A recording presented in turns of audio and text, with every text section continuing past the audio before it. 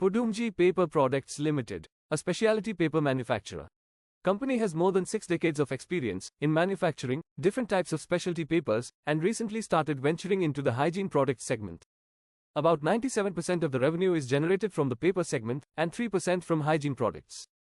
Raw material prices account for around 60% of the cost of sales, which mostly comprise of wood pulp and specialty chemicals. The company was incorporated in 2015 and got public in 2016. They are based in Mumbai with more than 600 employees. Company has one manufacturing plant located in Pune with production capacity of 72,000 metric tons per annum with 89% capacity utilization. The market cap of the company is 1,162 crore rupees and currently trading at 122 rupees per share. The company has a 22% CAGR for 3-year sales growth and 23% CAGR for 3-year profit growth. The company has been improving its debt position over the years. They virtually pared all debt to around rupees 19 crores, which is good compared to the company's net worth.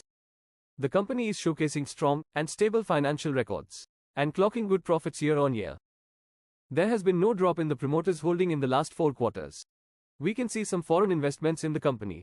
The public holding is dropping, indicating that foreign investors are buying from the public.